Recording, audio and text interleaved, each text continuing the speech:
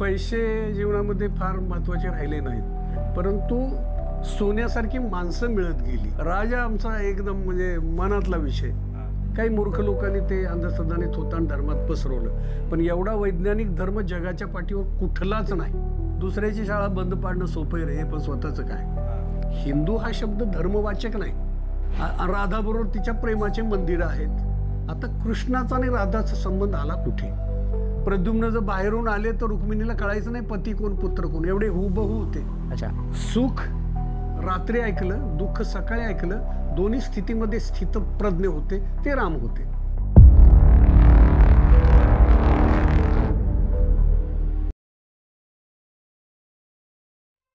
नमस्कार.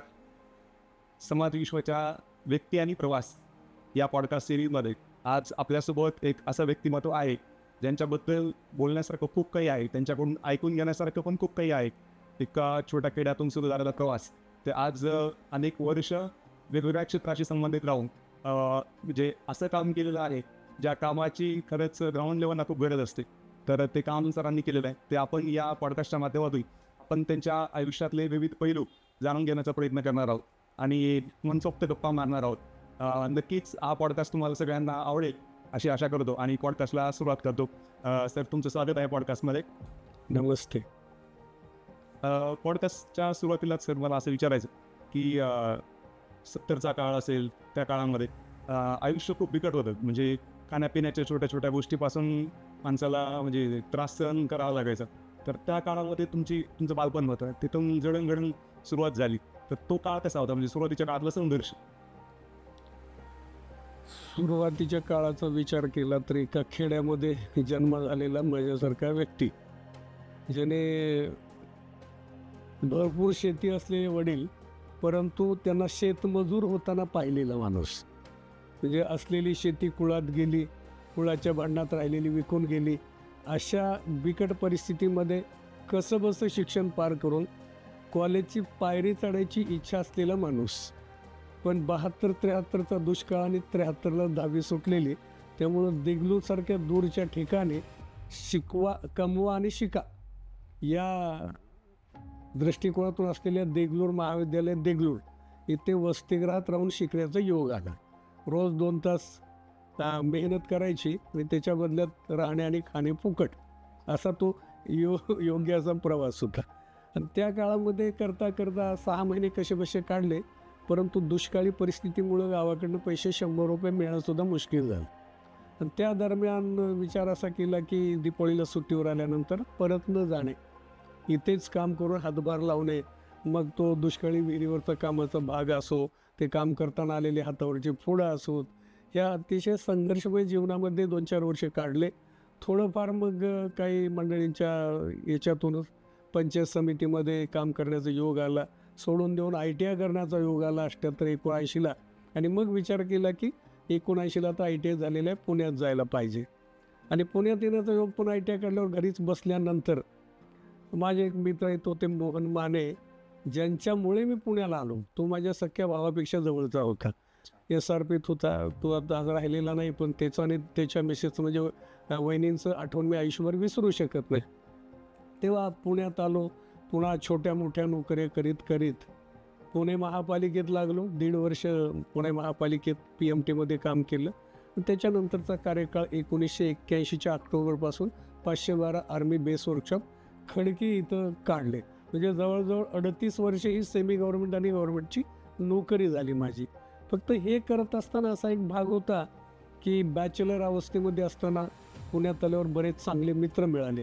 त्यावेळेसला ते कॉलेजला होते, पण नंतर कोणी प्राध्यापक, कोणी डॉक्टर, कोणी वकील झालं.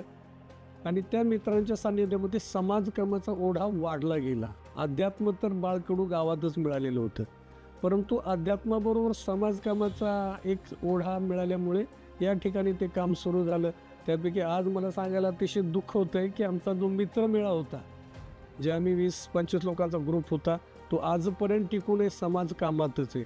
पैकी माझे काही जे मित्र आहेत, प्राध्यापक एकनाथ नारेकर असतील, संजय आर्य असतील, कुमार पारोल असतील, हे आज हयात नाही आहेत. आणि आमचे जे हिंदू स्वाभिमान प्रतिष्ठानचे माजी अध्यक्ष आणि सचिव आहेत, SP असतील, SP आर्या आणि चंद्रकांतजी जगताप, हे दोघे आज आमच्यात नाही आहेत. परंतु ते सोबत असताना जे काम सुरू केलं होतं ते आज तागायत चालू आहे. मग ते हिंदू धर्म परिचय वर्ग असेल, छत्रपती शिवाजी महाराज जीवन परिचय वर्ग असतील, अशा विविध माध्यमातून वनवासी बालशिक्षण प्रकल्प असेल किंवा त्याच्या माध्यमातून जो आम्ही महर्षी दयानंद वसतिगृह सुरू केलं, ज्याच्यामध्ये वनवासी आणि एकल पालक असलेली किंवा दोन्ही पालक नसलेले अशा मुलांची 5वी ते 10वी शिक्षणाची व्यवस्था केली. मला सांगायला अभिमान वाटेल की आमच्याच गावातली 3 मुलं मला आमच्या मामाने आग्रह केल्यामुळे चंदरपेठेने इथं आणले होते. ते एक कुंभाराचा मुलगा होता, एक रामचंद्र परटाचा मुलगा होता आणि एक धनगराचा. 3 मुलं गावातली आमच्या विविध समाजातली. आणि त्या मुलांनी इथं 5वी ते 10वी शिक्षण घेतलं. ते सांगायला अभिमान असा वाटतो की आदिवासी मुलं असतील, एकल पालकत्व असतील की गावातले गरीब मुलं असतील, 5वी ते 10वी म्हणजे माझ्याकडे आलेला 15-16 वर्षात एकही मुलगा 10वीला 60च्या खाली नाही आला. प्रत्येक मुलांनी 60च्या पुढे मजल मारली. तर हा प्रवास समाजकामातला आहे. आता शेवटी आर्थिक अर्जन होत गेलं नोकरीमुळं. अगदी 565 रुपये पहिला पगार घेतलेला गव्हर्नमेंट जॉबमध्ये, तो जवळजवळ 82-85 हजारावर जाऊन तो रिटायर झालो.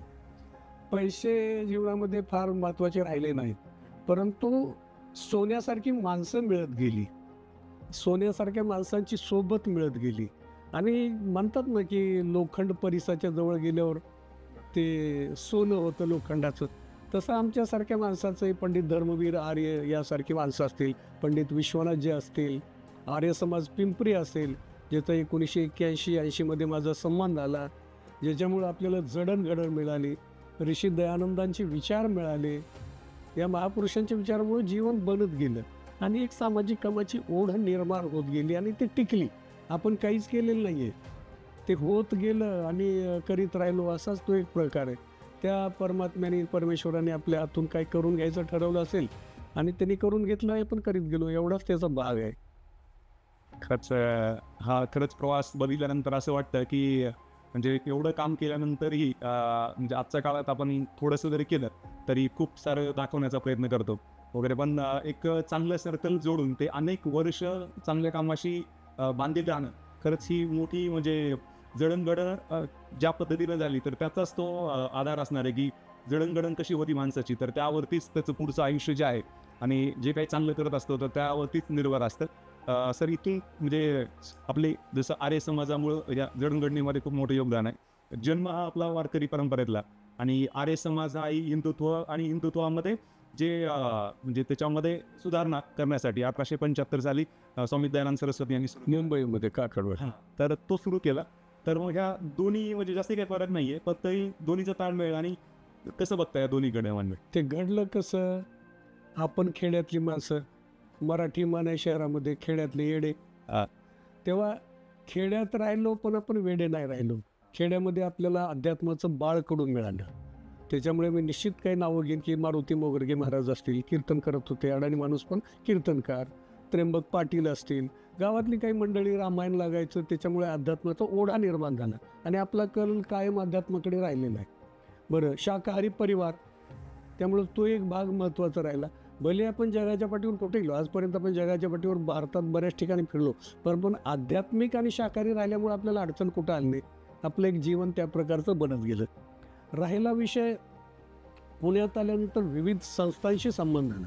काही संस्था आपल्याला धरून निर्माण झाल्या, पैकी संबंध आलेली संस्था म्हणजे आर्य समाज. 79ला पुण्यात आलो, 80ला पुणे महापालिकेत PMTत लागलो आणि 80च्याच शेवटच्या काळामध्ये PMTत असताना पिंपरी चिंचवडला राहायला आलो. ग्रंथालयाची आवड होती आणि ग्रंथालयामुळे आर्य समाज पिंपरी शोधत आलो. आर्य समाजच्या ग्रंथालयात महिनाभर येत राहिलो, पुस्तकं नेणे वाचणे हा भाग होत होता. तिथं पंडित विश्वनाथ आर्य पुरोहित होते, त्यांची आमची मैत्री झाली आणि त्या मैत्रीचं पर्यवसन अतिशय गाढ संबंधामध्ये झालं आणि त्यांच्यामुळं त्यांनी सांगितलं की आर्य समाजच्या सत्संगातीत जा. मग आर्य समाजच्या सत्संगात जाण्याचा भाग आला. मग वेद पाहण्यात आले, 4 वेद पाहण्यात आले त्याच ठिकाणी, दर्शन पाहण्यात आले, 6 शास्त्र पाहण्यात आले. हे सगळं बघितलं तर वाटलं की बरंच काही ज्ञान आपल्याकडं आहे, हे पूर्वी माहीत नव्हतं. अध्यात्म म्हणजे रामायण महाभारत गीता ह्याच्या पुढं आपली घोडदौड नव्हती. परंतु जेव्हा वेद उपनिषद दर्शन याची तोंडओळख झाली तेव्हा गोडी निर्माण झाली आणि ग्रंथालयाच्या वाचनातून थोडंसं आपल्यामध्ये पण बौद्धिक बदल झाला, विचारात बदल झाला आणि मग येत राहिलो आणि कार्यात पण बदल झाला. त्याच्यामुळं आर्य समाजाशी जुडलो आणि त्यावेळेसचे आर्य समाजचे फाउंडर असतील, संस्थापक श्रीमान बेडाराम आर्य, त्यांचे सुपुत्र मोठे कृष्णचंद्र आर्य, जे नगरसेवक विरोधी पक्षनेते पण होते, अतिशय प्रामाणिक आणि सालस माणूस. त्यांच्यामुळं ओढा आला आणि आर्य समाजच्या इतिहासातला पहिला माणूस आहे मी सदस्य ते डायरेक्ट अंतरंग सदस्य.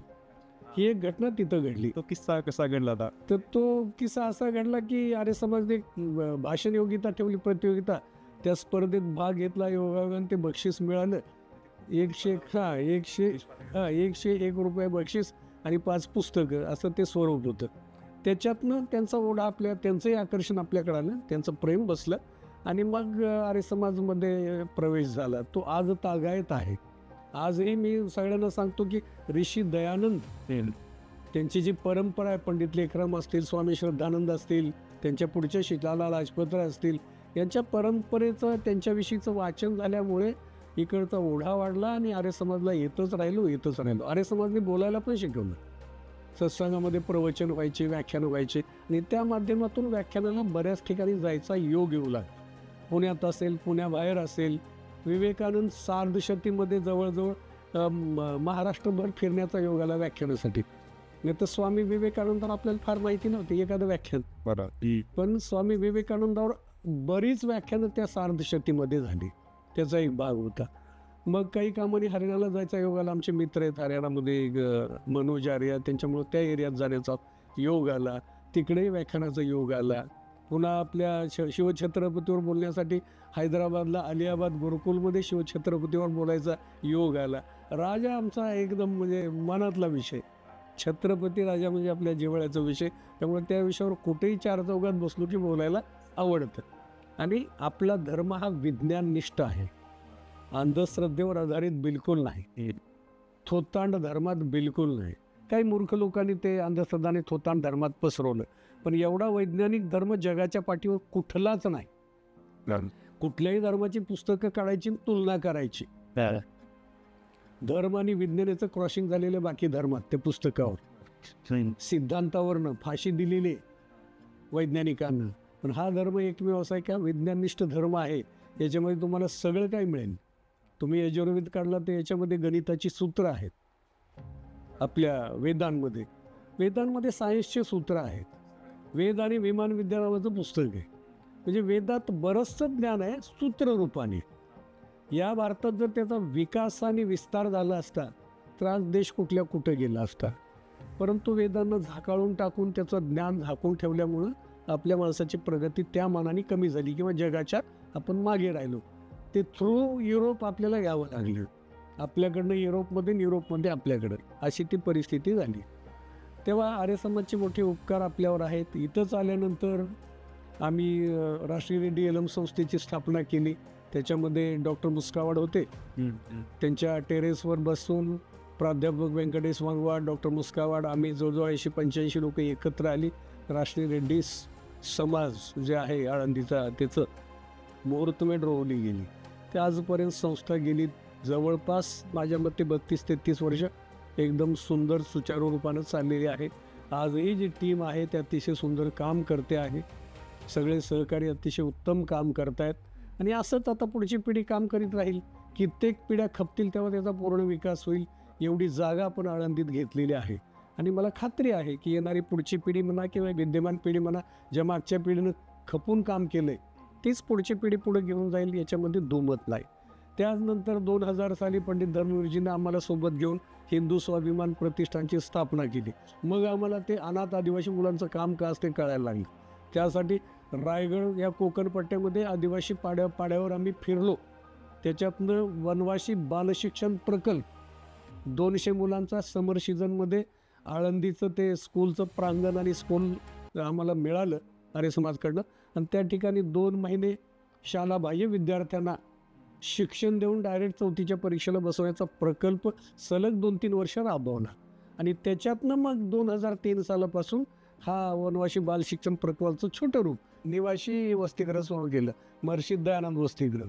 आणि ती मुलं आपल्याकडे शिकत राहिली. त्यातच माझ्या गावातली मी सांगितलेली 3 मुलं पण शिकली. आता BSc झाली, आपापल्या मार्गाला लागली. यातली बरीचशी मुलं आपापल्या मार्गाला लागली. आता ती तिकडं गीता बघते आहे, तिची आणि आपली मुलं मिळून तिथं ते काम जोरदार चालू आहे. ठाकूर पिंपरीलाही गीता अतिशय उत्तम काम त्या ठिकाणी करू लागलेली आहे. आणि त्याच दरम्यान आम्ही मराठवाडा प्रतिष्ठानची स्थापना करायचा निर्णय घेतला आणि मनोहर भिशे साहेबांच्या अध्यक्षतेखाली प्राधिकरणामध्ये मीटिंग झाली. मराठवाडा प्रतिष्ठानचं मुहूर्तमेढ रोवली गेली. तेही आतापर्यंत चालू आहे. आता प्रतिष्ठानचं बाकीचं काम जरी होऊन असलं तर प्रतिष्ठाने सुरू केलेली चिखलीची शाळा अतिशय उत्तम झाली. ज्या एरियात शाळा नव्हती त्या एरियामध्ये आपण शाळा सुरू केली. शाळा तर सुरू केलीच केली, परंतु ती उत्तम चालवली. सुरुवातीला आमच्या गुळवेरी शाळा चालवली. गुळवेंचं देहावसान झाल्यानंतर ती शाळा आता चालू आहे. आणि कुमार जाधव, आम्ही, ॲडव्होकेट चांडक साहेब, ही बरीचशी मंडळी मिळून आता सध्या ते शाळेचं रन करत आहेत. 10वीपर्यंत मराठी मीडियम, मातोश्री प्राथमिक विद्या मंदिर, आणि 10वीपर्यंत English medium, Devgiri English medium school, असं दोन्ही स्कूल चालू आहे. शाळेने 5 गुंठे जागा घेतले. आणखीन 20 गुंठे जागा आपण बघतो आहोत. ती जर मिळाली तर शिक्षण क्षेत्रामध्ये पुण्याच्या एका कोपऱ्यात का होईना आपण लावलेली ज्योत मोठी नक्की होईल. त्याच्यामध्येच मला एक विचारायचं आहे की ही शाळा सुरू होण्याच्या अगोदर एक घटना घडली होती की एक ख्रिश्चन शाळा, त्याचं नाव काहीतरी तिने नाही, ज्युडसन शाळा.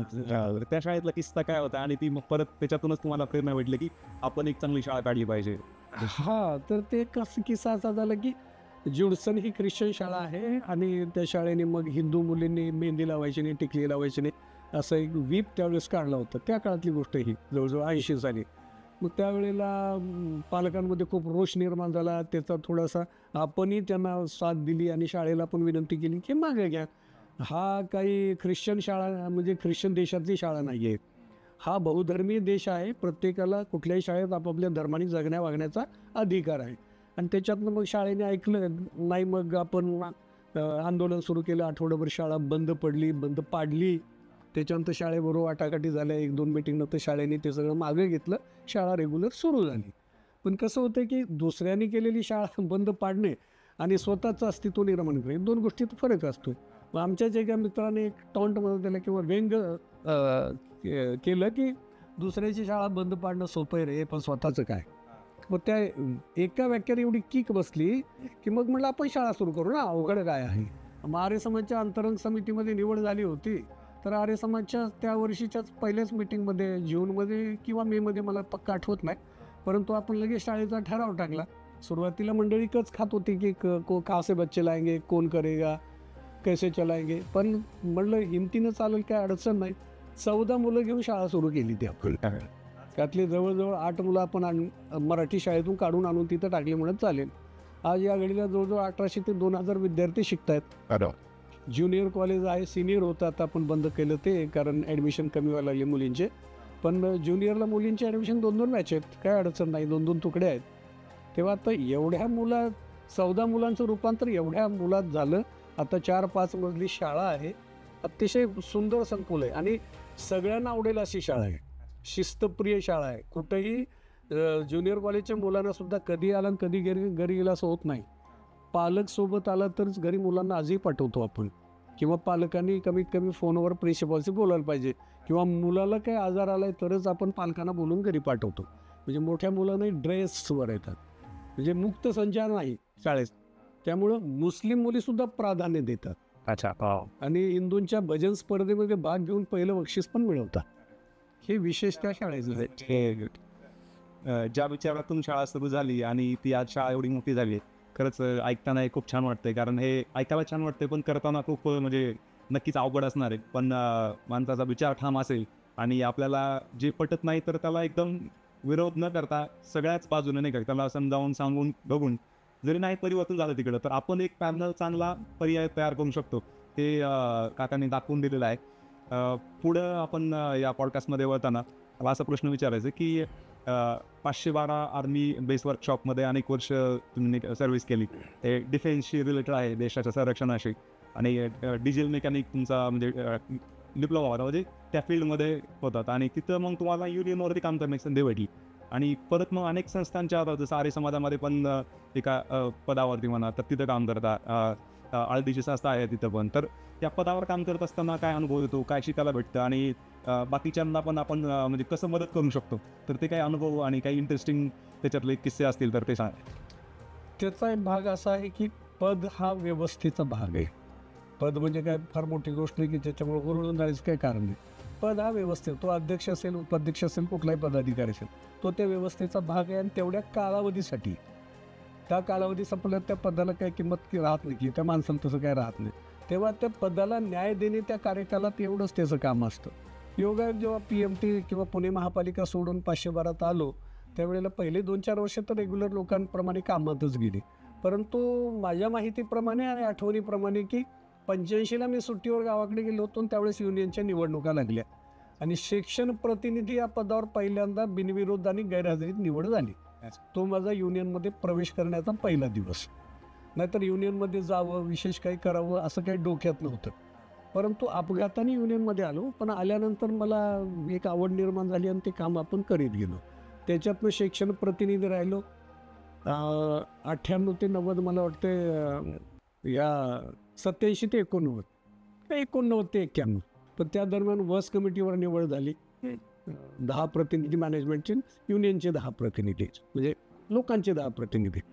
मग त्याप्रमाणे ते काम सुरू झाल्यानंतर मग ऑफिस सेक्रेटरी झालो, जॉईंट सेक्रेटरी झालो आणि 2006 नंतर मग जनरल सेक्रेटरी झालो. म्हणजे सगळ्या त्या पदावर काम करण्याची संधी मला संघटनेने आणि लोकांनी उपलब्ध करून दिली. त्याचा परिणाम असा झाला की लोकांचं काम करता आलं, कामाचा आनंद घेता आला. त्यामुळे कुठल्याही या निवडणुका अमकं तमकं आमिष वगैरे ह्या कुठल्या भानगडीत आयुष्यात कधी पडलोच नाही.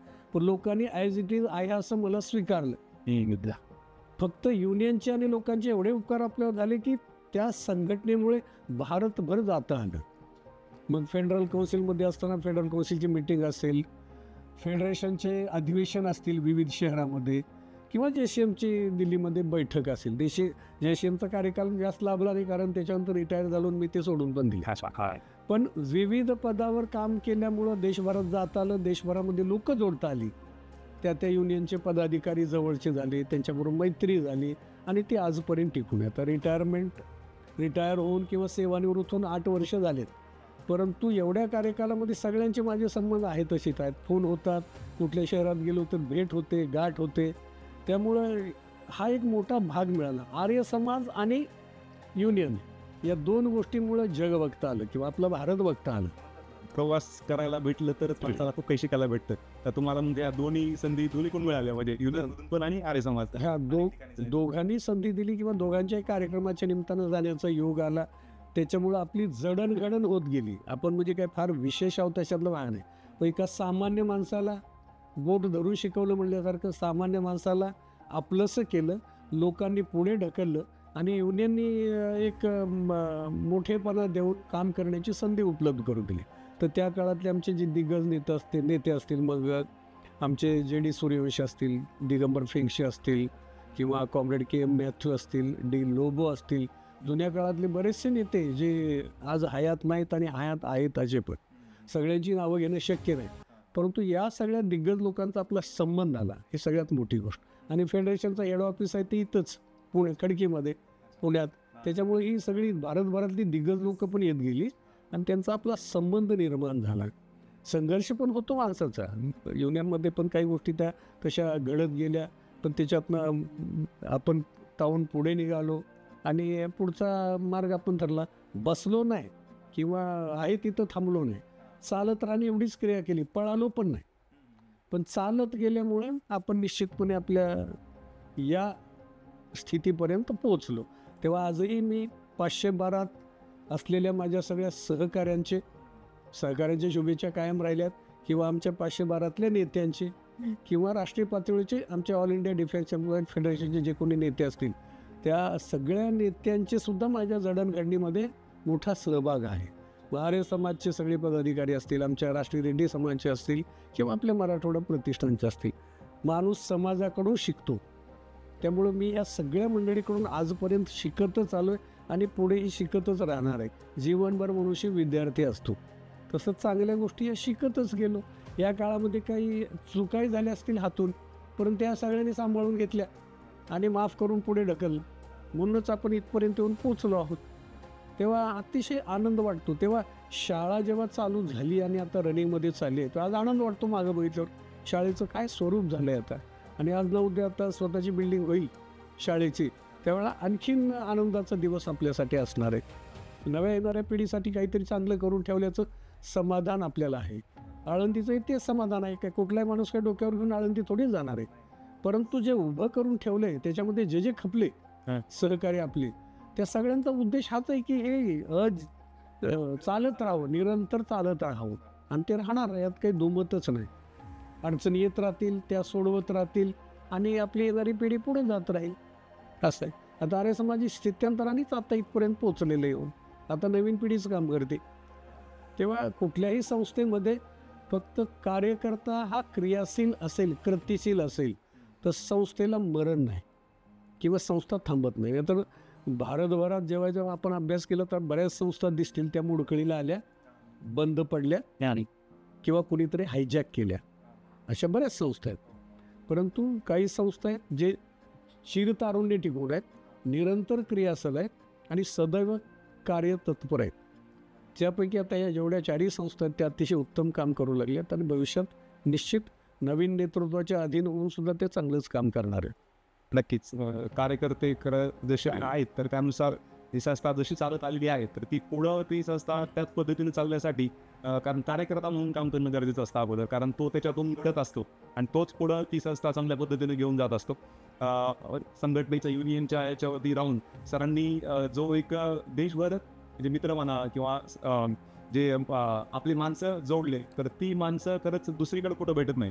कारण आपण काहीतरी जेव्हा एखाद्या पदावरती असतो तर त्यावेळेस आपल्याकडं अडचणी घेऊन येतात आणि आपण त्यांच्या अडचणी त्या ठिकाणी आहोत म्हणून तो चांगल्या पद्धतीने त्याला न्याय देऊन सोडवतो. तर ते माणसं तरी विसरत नसतात आणि ती संधी खरंच भेटली सरांना आणि त्याचं संधीचं सोनं केलं असंच म्हणता येईल.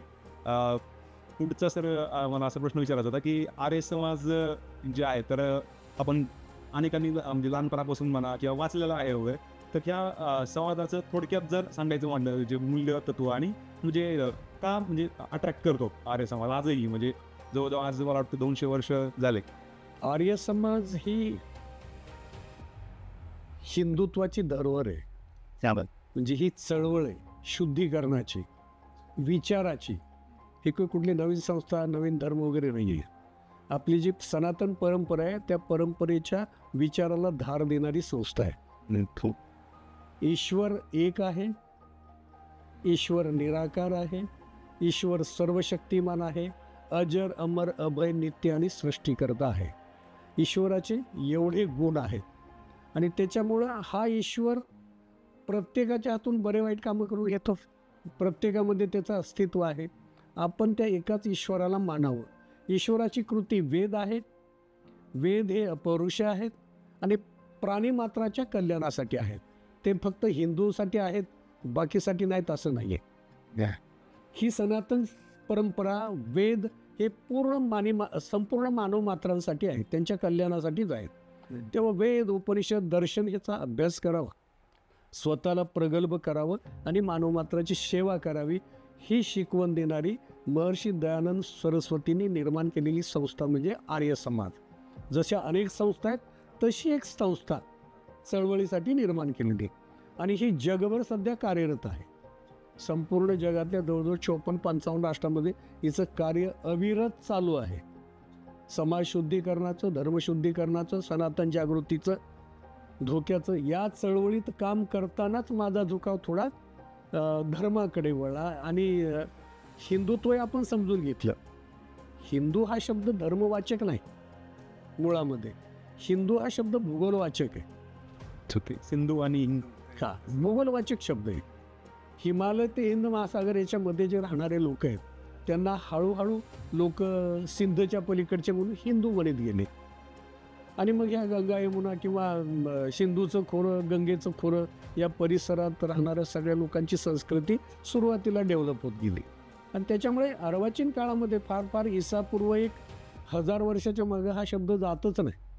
तेव्हा याला 3-3.5 हजार वर्षाच्या पूर्वीचा इतिहासच नाही. मी तर म्हणतो 3000 वर्षाचा इतिहासच. तेव्हा हा अर्वाचीन काळातला शब्द आहे आणि तो भूगोलवाचक शब्द आहे. ह्या भूभागावर राहणारे लोक म्हणजे हिंदू लोक, याला धर्माशी जोडायचं काही कारण नाही. याची कोण काय व्याख्या करेल, आपापल्या परीकडे सावरकरांनी आपल्या परीने अतिशय उत्तम व्याख्या केलेली आहे. तर आर्य म्हणजे श्रेष्ठ असा अर्थ, त्याच्यात काही वेगळं असं नाहीच आहे. आर्य समाज म्हणजे श्रेष्ठ लोकांचा, आपण सगळे श्रेष्ठ आहोत. भारतीय कल्चरमध्ये, भारतीय कल्चरच्या अधीन जेवढी काही मंडळी आहेत ती सगळे श्रेष्ठ आहेत, विचाराने, आचरणाने, धर्माने. हा त्याचा भाग आहे. आणि म्हणून या संपूर्ण परिसराला ते आर्यावर्त म्हणायचे. नंतर त्याचं हिंदूत रूपांतर झालं, आज आपण भारत झालो. भारत, त्याची पण एक कथा आहे. ते दुष्यंतचा पुत्र राजा भरत, त्याच्यावरनं ते नाव त्यांचं पडलं असं म्हणतात. पण आज हे राष्ट्र भारत राष्ट्र आहे. हिंदुस्थान म्हणतात, कोणी भारत म्हणतात, कोणी इंडिया म्हणतात. पण हे इंडिया तर बिलकुल नाही आहे. हे राष्ट्र भारत किंवा हिंदुस्थान हे होऊ शकतं किंवा आर्यावर्त होऊ शकतं. तेव्हा इकडं हा ओढा गेला. हळूहळू तो जसा म्हणतात ना की आपला प्रवास पुढे जर जात राहील त्याप्रमाणे नवीन लोक भेटत राहतात. हिंदुत्वाचं काम करणारी आर्य समाजच्या चळवळीतली बरीच मंडळी भेटत गेली आणि बरंच मग इतर धर्माचाही थोडाफार अभ्यास होत गेला. आणि म्हणून आपण हे आज म्हणू शकतो, आज जी देशाची परिस्थिती निर्माण झाली की आज बघतोय आपण की काश्मीरमध्ये आता घटना घडली की 4 आतंकवादी आले आणि निहत्ते, ज्याच्या हातात हत्यार नाही, फिरायला आलेले, मौज मजा करायला आलेले, हनीमूनला आलेले लोक, त्यांना नाव विचारून गोळ्या घातल्या आणि मारलं. हा किती मोठा अनर्थ आहे या देशात. बरी पहिली घटना नाही घडली. इस्लामची पहिली स्वारी झाल्यापासून 712 पासून, मोहम्मद बिन काशिमच्या पहिल्या स्वारीपासून आजपर्यंत जर विचार केला आपण 1947 पर्यंत, तर 10 करोड गैर इस्लामी लोकांची कत्तल या देशात झाली. आणि याची नोंद आहे. 9 करोड हिंदूंची कत्तल झाली, त्याच्याबरोबर काही गैर हिंदूही असतील, ह्याची नोंद आहे. कशामुळे घडलं हे? जगाच्या पटीवर असा कुठला धर्म आहे जे इतरांची कत्तल शिकवतो, इतरांवर बलात्कार शिकवतो? नाही ना.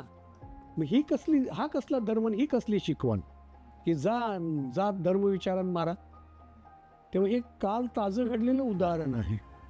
आणि जोपर्यंत हिंदू डोळस होत नाही आणि डोळे उघडून बघत नाही तोपर्यंत हे असंच होत जाणार आहे.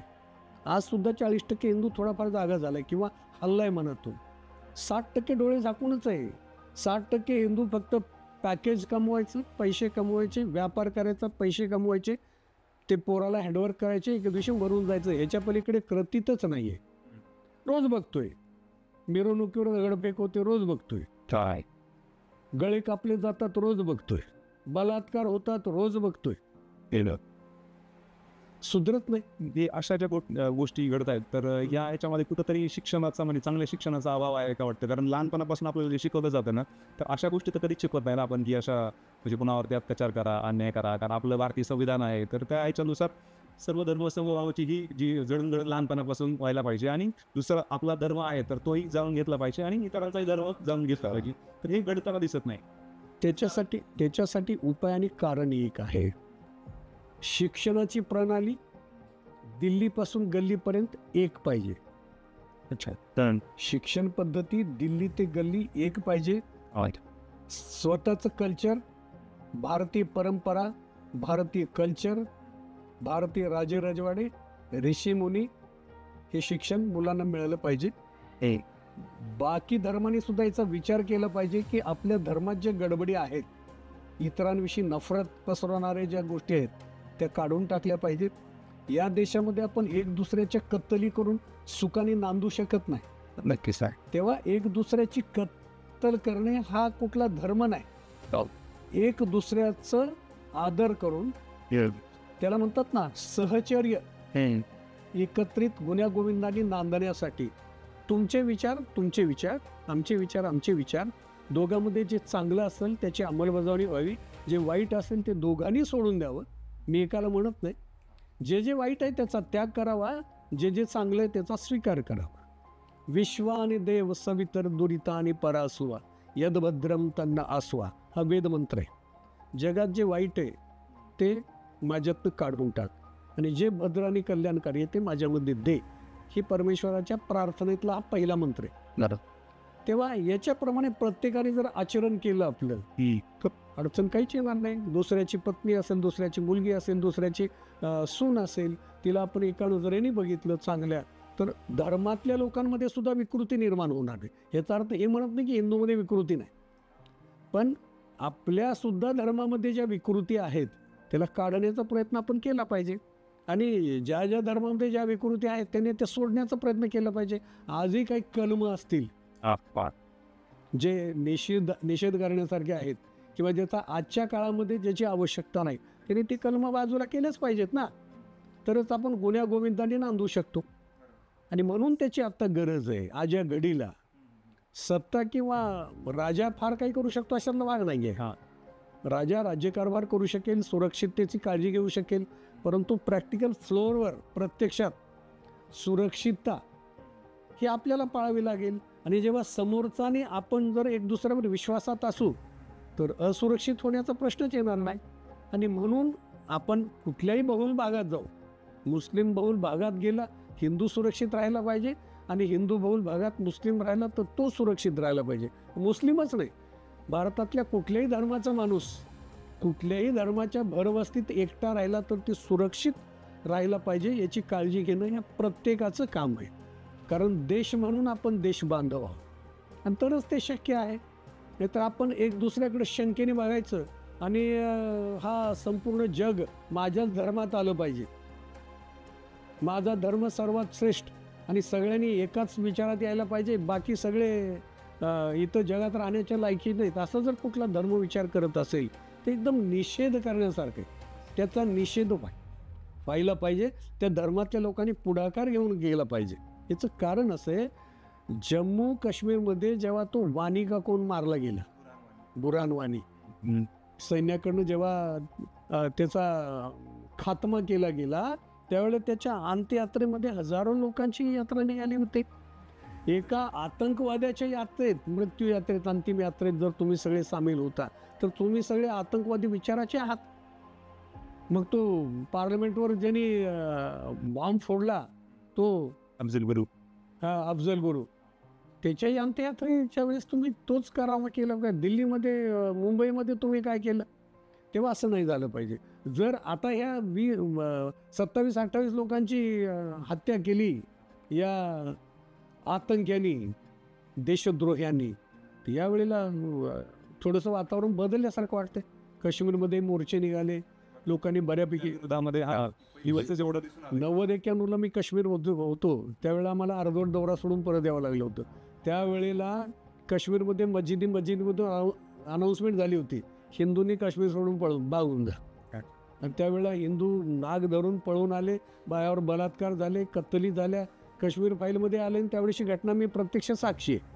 त्यावेळेस काश्मीरमध्ये होतो, आम्हाला बाहेर काढून दिलं आणि त्याच्यानंतर दुसऱ्याच दिवशी बॉम्बस्फोट झाला लाल चौकात. तर ही घटना घडली त्या 91 आणि आज जवळजवळ 35 वर्ष झाली. 35 वर्षात हा फरक निश्चित काश्मीरमध्ये जाणवतोय की या झालेल्या हत्येमध्ये काश्मीरी लोकांची पण सहानुभूती मिळाली, आणि तेही म्हणतात की हे चुकीचं असं नाही व्हायला पाहिजे, आणि त्याच्यामुळं त्यांनी सुद्धा तिथं मोर्चे काढले. तेव्हा या प्रकारचं वातावरण तयार करणं हे प्रत्येक धर्माचं, धर्म मानणाऱ्याचं पहिलं कर्तव्य, तरच हा देश म्हणून सुरक्षित राहील. देश म्हणून सुरक्षित राहिला तरच देशवासी सुरक्षित राहणार आहेत. देश म्हणून सुरक्षित नाही राहिला तर देशवासी सुरक्षित कुठे राहतील? तेव्हा हा भारत आहे, हे राष्ट्र आपलं आहे, हा देश आपला आहे. या देशाबद्दल आत्मीयता हवी. या देशात राहणाऱ्या लोकांना एक दुसऱ्याविषयी आत्मीयता निर्माण झाली आणि वाटली तरच हा देश परंपरेने टिकेल आणि आपण सगळे टिकू. पुढचा प्रश्न मला नाही का, म्हणजे आता आपला धर्माचा विषय निघालास तर कृष्ण हा विषय म्हणजे अतिशय म्हणजे कुतूहलाचा आहे, आणि त्याच्याबद्दल जेवढं जाणून घ्यावं तेवढं कमी आहे. तर त्याला अनेकांनी वेगवेगळ्या पद्धतीनं नाही का म्हणजे तो सादर केलेला आहे. तर तुम्ही चांगला अभ्यास केलेला आहे त्यावरती, तर तुम्ही थोडक्यात कसं काय सांगाल त्याच्याबद्दल? योगेश्वर कृष्ण असं तुम्ही म्हणतात, तर त्याबद्दल. मी जेव्हा आर्य समाजच्या संपर्कात आलो आणि पुण्यात आलो त्यावेळेला माझ्या वाचनामध्ये कृष्णाचं खरं चरित्र आलं, किंवा मी महाभारत वाचलं आणि महाभारतातलं चरित्र कृष्णाचं पाहिलं, पुन्हा भागवतातलं चरित्र पाहिलं, किंवा माझं मन तुलना करायला लागलं. मग भागवतातला कृष्ण खरा का महाभारतातला कृष्ण खरा, असा एक मोठा प्रश्न माझ्या पुढे पडला. मग आता मी विचार केला की मी तर काही मोठा लेखक नाही, परंतु मला राहून वाटतं की या विषयी आपण एकतर एक यूट्यूबला एक व्याख्यान पाठवावं किंवा कुठंतरी एखादी भाषण या विषयावर आपलं व्हायला पाहिजे, किंवा मग एखादी पुस्तक लिहावं ज्याच्यामध्ये टॉपिकनुसार एक छोटं पुस्तक लोकांना सहज वाचता येईल आणि थोडक्यात सांगता येईल, असा एक प्रयत्न डोक्यात आला. आणि ते प्रकाशाकडे नावाचं माझं पुस्तक जे हे आहे, हे पुस्तक त्यातनं बाहेर निघालं. ह्याच्यामध्ये कृष्णाचं चरित्र लिहिताना मी असं दावे किंवा पुरावे असं सांगू शकतो की भगवान कृष्ण योगेश्वर होते. आपण त्यांना अवतारात घालून मोकळं झालो आणि अवतारात घातलेल्या माणसाला आपण बाहेर खाली अगदी रंडीबाज ठरवला. हा शब्द फार कठोर आहे, परंतु केलाच की तसा. ते गवळणीचे वस्त्र पळवायचे, व्यभिचार करायचे, अशा गोष्टी आहेत भागवतात, त्या आपण वाचून पाहिल्या तरी कळतील समजा. तर माझ्या डोक्यात आलं की हा योगेश्वर कृष्ण, ज्याला एकच पत्नी रुक्मिणी, बाकी सगळा फापट पसारा. त्याला एवढ्या पत्नी होत्या, त्यांनी त्या जरासंघाच्या बंदीखान्यातून एवढ्या बायका सोडवल्या 16,000 आणि त्या सगळ्यांबरोबर लग्न केलं. एक माणूस असं काही शक्य आहे का असं करणं? त्या बंदीखान्यातून सोडून त्यांचा उद्धार केला आणि त्यांचं पुनर्वसन केलं कृष्णाने.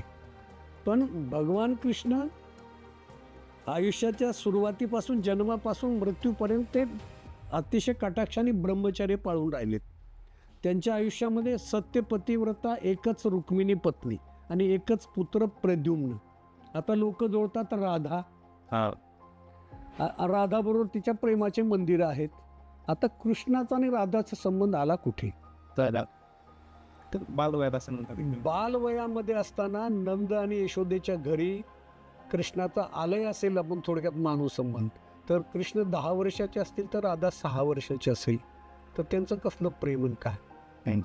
आणि कृष्ण जेव्हा लहान वयातच 10-11 वर्षात मथुरेला आले, पुन्हा ते तिकडे गेलेच नाहीत वृंदावनमध्ये. मग ह्या भानगडी कुठं आल्या? तेव्हा हे पात्र काल्पनिक आहे. उगत जोडून ते प्रेमाचे प्रकरण वाढवायचे, की काही बुद्धिभेद करणाऱ्या लोकांनी चविष्ट कथा रचलेल्या कथा आहेत, काल्पनिक, असा माझा 100% दावा आहे. कारण कृष्णाचा विवाह झाला रुक्मिणीशी, हा गांधर्व विवाह होता की कृष्णाचं रुक्मिणीचं एक दुसऱ्यावर प्रेम होतं. म्हणून भावाचा विरोध असताना कृष्णाने रुक्मिणीला तिच्या घरून घेऊन आले आणि तिच्याबरोबर विवाह केलेला आहे. विवाहानंतर पुत्रप्राप्तीसाठी जेव्हा रुक्मिणी विवाहानंतर काही दिवस राहिल्यानंतर, काही महिने राहिल्यानंतर जेव्हा कृष्णाला विनंती करते की ज्या कारणासाठी आपला विवाह झाला त्या कारणसिद्धीला आपण पोचलोच नाही, मग त्यावेळेला कृष्ण रुक्मिणीला म्हणतात, हे भार्ये, हे देवी, की पुत्रप्राप्तीसाठी आपण तपश्चर्या केली पाहिजे आणि त्या परमेश्वराकडे चांगला पुत्र मागितला पाहिजे. म्हणून कृष्ण आणि रुक्मिणीनं 12 वर्ष जोशी मठाच्या तिथं आसपास कुठंतरी 12 वर्ष तपश्चर्या केली आणि त्याच्यानंतर त्यांना पुत्र झाला प्रद्युम्न. आता आख्यायिका अशी आहे की प्रद्युम्न जेव्हा जवानीत आले तेव्हा कृष्ण आणि प्रद्युम्न जर बाहेरून आले तर रुक्मिणीला कळायचं नाही पती कोण पुत्र कोण, एवढे हुबहू होते. अच्छा, म्हणजे जेनेटिक प्रोग्राम आहे. जर तुम्ही तपश्चर्या केली, प्रयत्न केला, तर जेनेटिक बदल करून हुबहू तुम्हाला हवा तसा पुत्र प्राप्त करता येतो. मग कृष्णाच्या चरित्रात बाकी बागुलबुवा कुठे आहे? म्हणून कृष्णाला योगेश्वर म्हणतात. अच्छा, 16,000 नसनाड्या ज्या शरीरात आहेत त्याच्यावर त्यांचं कंट्रोल होतं, म्हणून कृष्णाला योगेश्वर म्हणतात. कृष्णाने त्यांच्या जीवनामध्ये जे कुठले कार्य केलेत ते अतिशय उच्च दर्जाचे कार्य आहेत, म्हणून कृष्णाला महापुरुष म्हणतात. छान. आपण त्यांना अवतारात घातलो, मोकळे झालो. रिअल विचार जर केला आपण, तर जे ईश्वराचं स्वरूप आहे, मी सांगितल्याप्रमाणे की तो निराकार, सर्वशक्तिमान, न्यायकारी, अजर, अमर, या जर दृष्टिकोनात तो जर सर्व गुण संपन्न आहे, सर्वात बलवान आहे, न्यायकारी आहे, परमप्रतापी आहे, की त्याला एका देहात यायची गरज काय, गर्भात जायची गरजच काय?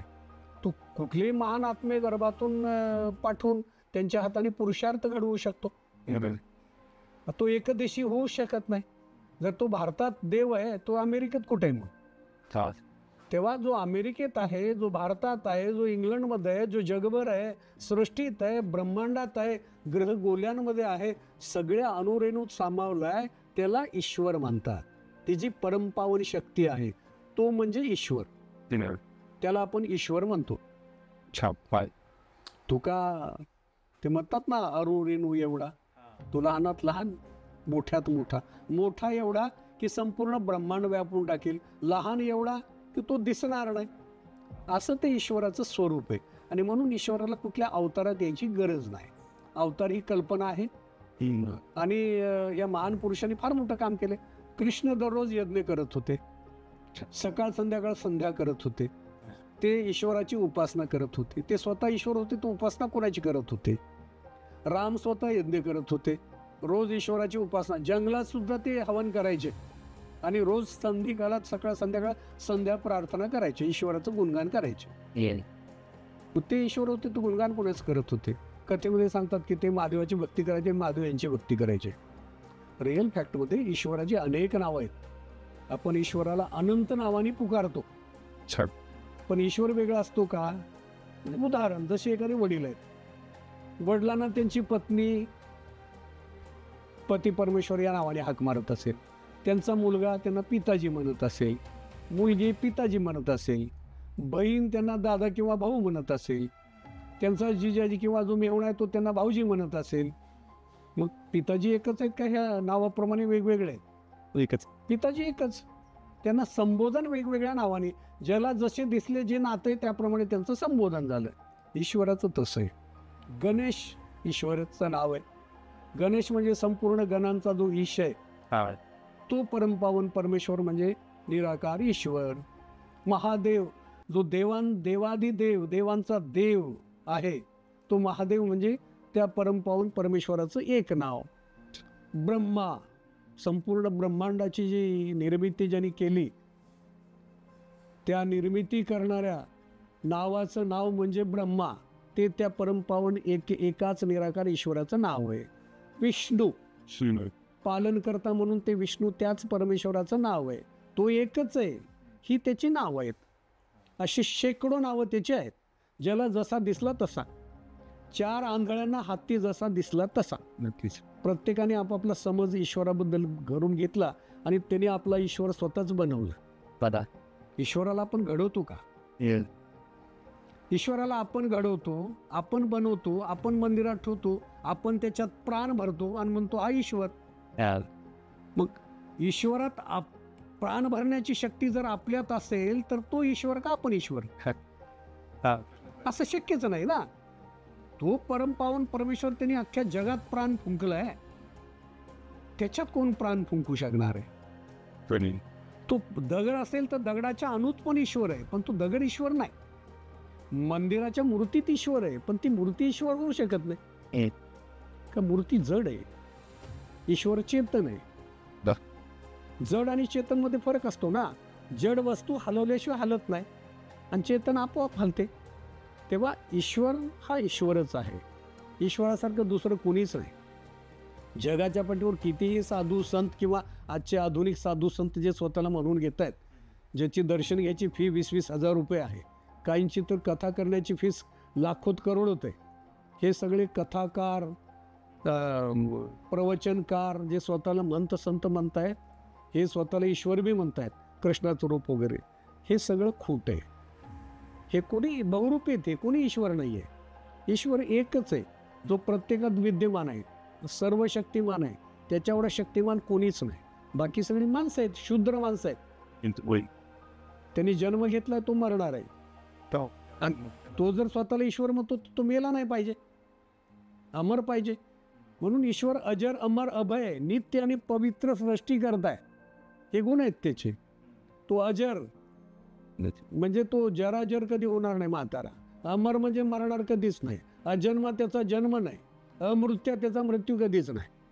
हे सगळ्याच्या बाहेर आहे, त्याला ईश्वर म्हणतो आपण. आणि ही संकल्पना ऋषी दयानंदांनी वेदांच्या माध्यमातून आपल्यापर्यंत पोहोचवलेली आहे. वेदांमध्ये ही संकल्पना आहे ना ईश्वराची. रामाच्या रामायणातून शिकण्यासारखी एकच गोष्ट आहे की राम, बालपण मी सांगत बस, रामकथा मोठी एक विषय होऊन जाईल. राम जेव्हा रात्री त्यांना घटना कळली की सकाळी राज्याभिषेक आहे, रात्री सेवक येऊन निरोप देतो की उद्या तुमचा राज्याभिषेक आहे. राम स्थितप्रज्ञ होते, त्यांच्या चेहऱ्यावर काहीच नाही भाव, निर्विकार भावाने ते बघत होते. ते म्हणले ओके ठीक आहे, काय हरकत नाही. फक्त रात्र गेली, सकाळ झाली. सकाळी सेवकाने दुसरा निरोप आला की महाराज आपल्याला 14 वर्ष वनवासाला जायचं. काहीच भाव नाहीत. बोलले ओके ठीक आहे, काही प्रॉब्लेम नाही. म्हणजे सुख रात्री ऐकलं, दुःख सकाळी ऐकलं, दोन्ही स्थितीमध्ये स्थितप्रज्ञ होते, ते राम होते. म्हणून त्यांनी एक क्षणाचा विलंब न जावता वनवासाला निघाले. राम वनाला गेले, राम वन गए म्हणून बन गए. राम जर वनवासाला गेले नसते तर रामायण झालंच नसतं, पुढचा प्रसंग आला असता, रामायण घडलंच नसतं, ही कथा आपल्याला ऐकायला मिळाली नसते. तेव्हा रामाचे जे गुण आहेत ते पराकोटीचे आदर्श गुण आहेत, म्हणून त्यांना मर्यादा पुरुषोत्तम भगवान श्रीराम म्हणतात. आता भगवान या शब्दावर काय लोकांचं, भगवान म्हणजे देव नाही, भगवान. ज्याला भग म्हणजे असं आभा असलेलं, माणसाच्या मागे आभा असते काय, प्रकाशमान, ज्याला वलय आहे बुद्धीचं, चातुर्याचं, कर्माचं, पुण्याचं, असा जो कोणी माणूस असेल तो भगवान. अच्छा. रामाला भगवान मर्यादा पुरुषोत्तम भगवान श्रीराम म्हणतात. त्याचं कारण ते आहे.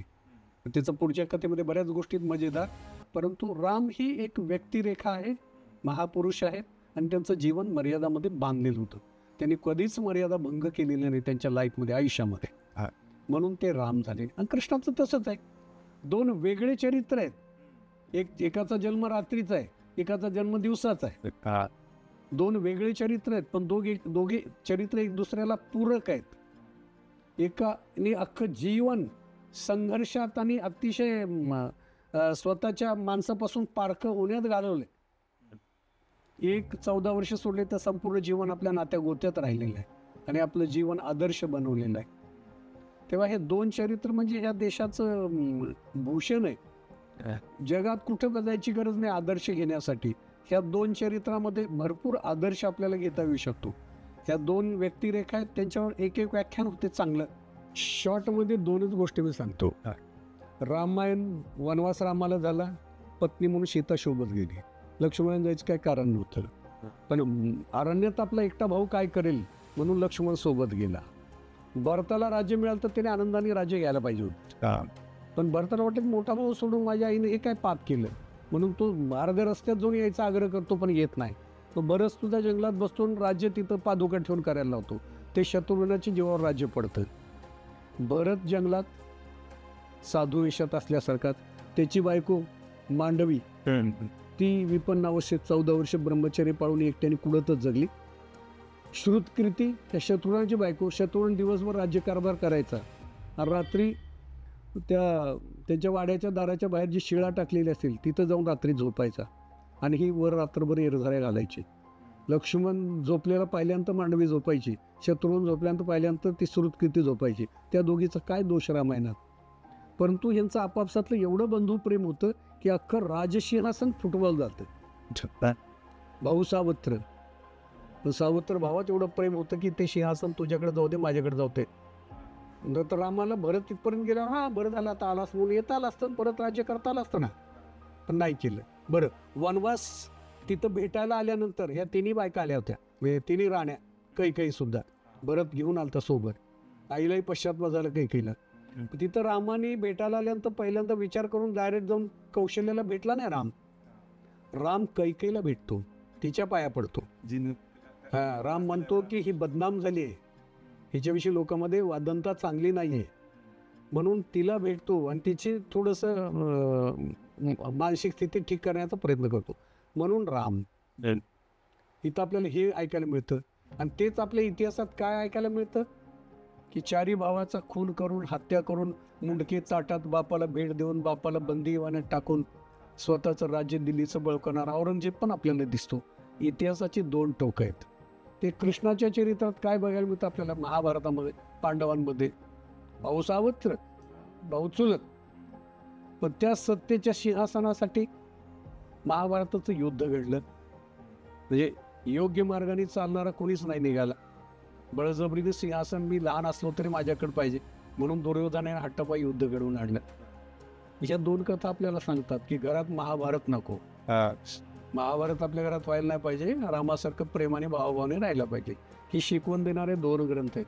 आणि महाभारताच्या युद्धामध्ये उपदेश केलेली जी गीता आहे तिथं संपूर्ण जगासाठी एक काय म्हणतो त्याला आपण, मार्गदर्शिका आहे. दर्शिक आहे नक्की. त्याच्यामध्ये जीवनाचे सगळं तत्वज्ञान जे ज्ञानेश्वर महाराजांनी ज्ञानेश्वरीच्या रूपाने आणले ते सगळ्या प्रकारचं तत्वज्ञान तिथं आपल्याला बघायला मिळते. म्हणजे आपल्याकडे काय नाही, सगळं म्हणजे तुझं आहे, तुझं पाशी कधी तू आपण जगात शोधतो. सगळे इंग्लिश युरोपमध्ये काय, अमेरिकेत काय, अमकं काय तमकं काय, आपल्याकडे घटना आहेत. आपल्या देशात सगळ्यात पहिली लोकशाही होती. आपल्याकडं नगर राज्य होते, लोक आपला राजा निवडायचे. आपण घटनेत भरताना सगळे जग फिरून आलो आणि मग आपली घटना बनवली आपण. तेव्हा आपल्या संस्कृतीविषयी फक्त खोटा अभिमान बाळगायची गरज नाही, पण जे प्रॅक्टिकल किंवा प्रत्यक्ष आपल्या संस्कृतीमध्ये आहे, आपल्या धर्मग्रंथामध्ये आहे, ते सर्वांनी पाहावं, त्याच्याप्रमाणे टकाभर आचरण करण्याचा प्रयत्न करावा. त्याच्यामध्ये आपलं जीवन सुधरू शकतं. आपण आपल्या धर्माची काळजी घ्यावी. धर्म राष्ट्र जागवतं. धर्मो रक्षिती रक्षितः. जो धर्म वाचवतो किंवा धर्माची सुरक्षा करतो, रक्षण करतो, त्याचं रक्षण धर्म 100% करतो. जो धर्माचं रक्षण करत नाही, अधर्मी आहे, विधर्मी आहे, त्याचा सत्यानाश ठरलेला आहे. तो त्याचं जीवन संपवतो आपल्या हाताने. म्हणून आपण आणि आपल्या पुढच्या पिढीला आपल्या ज्या सनातन धर्माच्या परंपरा आहेत, जे आपले धर्मग्रंथ आहेत, त्याच्यात ते उज्ज्वल तत्वज्ञान आहे, ते आपण त्यांना सांगण्याचा प्रयत्न केला पाहिजे. आजकालच्या मेकालेच्या शिक्षण पद्धतीमध्ये शाळेत काहीच मिळत नाही शिकायला. पण शाळा पाहिजे, पूर्वी घरात संस्कार मिळायचे. पूर्वी रामाच्या कृष्णाच्या कथा घरात ऐकायला मिळायच्या. माता जिजाऊनी शिवाजी महाराजांसुद्धा एक कथा सांगूनच त्यांचं मनोबल वाढवलं ना. आजसुद्धा घरामधून शाळेत नाही मिळालं तर घरात कमीत कमी मोठ्यांनी स्वतः माहिती करून घेऊन आपल्या मुलांना हे देण्याचा प्रयत्न केला पाहिजे. कारण आजच मी सकाळी एक माध्यमिकला शिक्षक आहेत, तर ते मला बोलत होते की 2 वर्षात मी आता रिटायर होणार आहे. तर मागच्या 30 वर्षामध्ये आमच्या सिलेबसमध्ये काहीच बदल झाला नाही. तर तो एवढं म्हणजे आता ते रिटायर झाले माझ्यासाठी. आणि हे आपण पाश्चिमात्य बाहेरच्या देशात बघतो की शिक्षणामध्ये ते वेळेनुसार बदल करत जातात, म्हणजे जे गरजेचं आहे वगैरे. तर तेच कुठंतरी आपण मागं पडलेलं एक लक्षण आहे असं वाटतं की आपण म्हणजे शिक्षण पद्धती, शिक्षण मेन आहे, आमूलाग्र बदल पाहिजे. उत्तर प्रदेशमध्ये गेलं सिलेबस वेगळा, राजस्थानमध्ये सिलेबस वेगळा, महाराष्ट्रात सिलेबस वेगळा. सेंट्रल सिलेबस पाहिजे संपूर्ण भारतात. एक प्रकारचा सिलेबस असावा. इंग्रजी शाळा असो, मराठी शाळा असो, सगळ्या मुलांना संस्काराचं शिक्षण मिळालं पाहिजे. तो कुठल्याही धर्माचा असो. कुठल्याही धर्मात जर खरंच काही चांगल्या गोष्टी असतील तर त्या सामावून घेऊन काही पण एक सेंट्रल सिलेबस तयार झाला पाहिजे आणि प्रत्येकाला तो सिलेबस शिकवला पाहिजे, त्याला घडवला पाहिजे. घडवणारं शिक्षण मिळत नाही आजकाल, बडवणारं शिक्षण मिळते. त्याला फक्त चाकोरीत बसवायचं, त्याला डॉक्टर इंजिनियर करायचं शिक्षण मिळते, त्याचे मार्क वाढले पाहिजेत असलं शिक्षण दिलं जाते. त्यांनी व्यवहारात जगावं कसं याचं शिक्षण दिलंच जात नाही. मग तो डॉक्टर झाला तरी मग मार्क मिळवून डॉक्टर होतो, पुन्हा धडपडत राहतो. तेव्हा इंजिनियर डॉक्टर भले झाले पाहिजेत, ते व्यवहार ज्ञानातून झाले पाहिजेत. आणि जर तो इंजिनियर डॉक्टर नाही झाला तर त्याला व्यवहारात आपल्या ज्ञानाचा उपयोग झाला पाहिजे. आणखी एक आहे महत्त्वाचा म्हणजे प्रश्न म्हणा किंवा म्हणजे पुस्तकाचं म्हणजे नाही का, तुम्ही म्हणतात की नाही का की पुस्तक बघितली म्हणजे मला पुस्तकासाठी वेळ आहे, म्हणजे जेवढं काही म्हणजे भेटलं वाचायला वगैरे तर ते वाचन करतात आणि मग लेखन पण करतात. हे पुस्तक जसं आता तुम्ही म्हटलं नाही का, हे पुस्तक पण लिहिलं वगैरे. तर याच्यामध्येच आणखी आत्ता तुम्ही म्हटलं नाही का की छत्रपती शिवाजी महाराज हा एक विषय आहे, तो की कुठेही तुम्ही गेलं की लगेच जे बोलतात त्याबद्दल आणि सगळ्यांनीच म्हणजे बोलण्यासारखाच विषय आहे. तेवढी प्रेरणादायी महाराजांचं तेवढं काम आहे. तर आता नुकतंच संभाजी महाराजांचं वरती जीवनावरती चित्रपट येऊन गेला. तर त्याच्यामध्ये सुद्धा की म्हणजे महाराजांचं जे चरित्र आहे तर ते आजपर्यंत एक वेगळ्या पद्धतीने दाखवलं गेलं. तसं शिवाजी महाराजांचंही चरित्र अनेकांनी लिहिलं, अनेक लोकांनी. आणि महाराजाबद्दल कुणीतरी काहीतरी वेगळ्या शब्दात बोलावं तर त्याची ते उंची नसते, सगळ्यांना माहिती आहे, तरी लोक बोलतात वगैरे. तर ते महाराज जाणून घेण्यासाठी आजकाल आपण फक्त मग थोडक्यात पुढे तर पिक्चरची गरज पडते का, म्हणजे शिवाजी महाराजांचं असेल किंवा संभाजी महाराजांचं. तर ही माणसांना म्हणजे नाही का जे आपले म्हणजे आपला अभिमान आहे, आपल्या महाराष्ट्र आपली ओळख आहे खरं तर त्यांच्याबद्दल आपण वाचून घेत नाही. तर तो वेळ आजकाल काय होते म्हणजे की जसं तुम्ही आता एवढे वर्ष नोकरी केली, अनेक ठिकाणी सामाजिक संस्थांशी जोडले गेले आहात, तर दोन्हीचा समतोल साधला की नोकरी करत करत वाचन आहे, अभ्यास आहे, सामाजिक काम आहे वेगवेगळ्या ठिकाणी, तर हल्ली ते होताना दिसतच नाही. म्हणजे अनेकांचं आपण बघतो की ते वेळच नाही म्हणतात माझ्याकडे. तर आणि मग तुमच्याकडे पण वेळ नसेलच ना, म्हणजे त्या काळामध्ये एवढे वर्ष तुम्ही गेलात वगैरे, पण तरी ते दोन्ही सांभाळून करतात. तर आज मग फक्त काम न देणाऱ्या म्हणजे पिढी घडत आहे का, की बाबा माझ्याकडे वेळ नाही म्हणून मी वाचत नाही, मग मी मोठे संदर्भ ग्रंथ वाचणार नाही, मग छोट्या छोट्या रील्स वगैरे बघणार आणि त्याच्यातून मग मी ठरवणार बघणार तेवढं तात्पुरत्या वेळात. जसं आपण एखादा चित्रपट बघतो, बघून आलो, इन्स्पायर होतो एकदम भारी, तर त्यानंतर तो ती इन्स्पिरेशन किती वेळ टिकतं वगैरे. तर मग शिवाजी महाराजाबद्दल म्हणजे कुठले पुस्तक आणि थोडक्यात काय सांगाल की म्हणजे ते प्रेरणादायी असेल असं? ते कसं आहे, वाचन हा एक छंद आहे, तो प्रत्येकाला असेलच असं काही नाही आहे. पण ते माझ्या नशिबाने म्हणा किंवा आहेत, माझ्या आंतरिक जिज्ञासेपोटी मला वाचनाचा छंद हा शाळेपासूनचा होता आणि तो आजपर्यंत टिकून आहे. कारण हे ज्ञान हे पुस्तकामध्ये भरलेलं आहे. आज काय झालं आहे, बरेच जण म्हणतात व्हॉट्सअप युनिव्हर्सिटी, व्हॉट्सअपमध्ये आलेल्या गोष्टीचं आपण बघतो आणि त्याच्यावरच आपली मतं बनवतो. असं नसते. ज्या गोष्टी आल्यात त्याला पुरावे पण शोधले पाहिजेत. पुराव्याशिवाय बोलणं म्हणजे पोपटपंची होते. तेव्हा आपण जे बोलतो त्याला आधार असला पाहिजे. छत्रपती शिवरायावर म्हणा किंवा कुठल्याही महापुरुषावर म्हणा जे व्यंगात्मक किंवा चुकीचं बोललं जाते, ती एक समाजात असलेली विकृती आहे. आणि असे विकृत लोक बरेच आहेत आपल्या समाजात. तेव्हा विकृत लोकांकडे न पाहता ह्या महापुरुषांच्या जीवनामुळं आपण घडलोय किंवा हा देश वाचलाय, हा धर्म वाचलाय, हा सगळ्यात मोठा भाग आहे. राजावर बरेच चित्रपट येऊन गेलेत, सिरियल येऊन गेल्यात, त्याच्यात आपल्याला बऱ्याच गोष्टी कळल्यात. ते सिरियल किंवा चित्रपट येताना पण त्याच्यात थोडा माल मसाला टाकावाच लागतो. ते एकदम प्युअर शुद्ध असं नसतं, त्याला थोडंसं बहारदार बनवण्याचा दृष्टिकोन असतो. पण तरी त्याच्यात चरित्र येतं. पण छत्रपतीचं चरित्र वाचताना बाबासाहेब पुरंदरेंनी त्यांना घराघरात पोचवले, विशेष म्हणजे. पण त्याच्यामध्ये विजयराव देशमुख, बऱ्याच जणांचे चरित्र आहेत छत्रपतीच्या जीवनावर. तर माझ्या आयुष्यात विजयराव देशमुखाचं चरित्र आहे ते 2 खंडामध्ये असलेलं, ते मला अतिशय भावलं आणि आवडलं. फार संशोधनात्मक लिहिलेलं आहे ते. मला वाटतं 2 खंड मिळून जवळजवळ 1200-1500 पेजेसचं ते पुस्तक असेल. मी 2 खंड वाचून काढले आणि विशेष म्हणजे विकत आणून. अच्छा. ते मला सवलतीच्या दरात 1500 रुपयाचे पुस्तकं 800 रुपयाला अर्ध्या किमतीत मिळाले होते. आजही माझ्याकडे आहेत ते. अतिशय सुंदर पॅकिंगमध्ये तो दोन्ही असे ठेवलेले. त्याच्यामध्ये विजयराव देशमुखांचं स्वतःचं पण हे आहे. तेव्हा राजांवर पुन्हा आपले आचार्य डॉक्टर बाळकृष्ण म्हणून जे राजाराम कॉलेजचे प्रिन्सिपल होते कोल्हापूरचे, पंजाबीग्रस्त, पण शाहू महाराजांनी इकडे बोलावले आणि त्यांना ते आर्य समाजला राजाराम कॉलेज चालवायला दिलं आणि प्रिन्सिपल त्यांना इथं बोलावलं होतं. ते मरेपर्यंत म्हणजे आयुष्याच्या शेवटच्या क्षणापर्यंत कोल्हापूरलाच राहिले. कोल्हापूरमध्ये आर्य समाजची स्थापना झाली, त्यांच्या हस्ते बरंच मोठं काम झालं. त्या माणसाने राजांचं चरित्र इंग्रजीमध्ये 4 खंडात लिहिले. तेही मी मागवलं, त्याचं मराठीकरण केल्यानं. तर एक पंजाबी माणूस मराठी सोडून, पंजाबी सोडून, हिंदी सोडून इंग्रजी भाषेमध्ये 4 खंडात राजांचं चरित्र लिहितो. अच्छा. ही फार मोठी गोष्ट आहे. तेव्हा राजांचं चरित्र कोणी विकृत करण्याचा एखाद्याने प्रयत्न केला त्याकडे लक्ष द्यायची गरज नाही. राजा अंतरात्म्यातला भाग आहे तो. आणि शंभूराजे राजांचा छाव आहे. तेव्हा एखाद्या चित्रपटामुळं शंभूराजाचं चरित्र बाहेर आलं, ते एक तात्कालिक प्रतिक्रिया असते चित्रपटाची. पण शंभूराजाचं आजकाल चरित्र बाहेरसुद्धा बऱ्यापैकी लोकांमध्ये आलं होतं. दरवर्षी आम्ही वडूला जातो त्यांच्या समाधीवर त्यावेळेला. तर ते अतिशय म्हणतात ना, छोटं आयुष्य पण वीज. राजांचं 32 वर्षाचं आयुष्य, शंभूराजांचं हे वीज असल्याचं, लखलखती वीज, जिला आपण हात लावू शकत नाही, करंट लागेल असलं चरित्र आहे ते. महाराजांना पण 50 वर्षाचं आयुष्य मिळाले.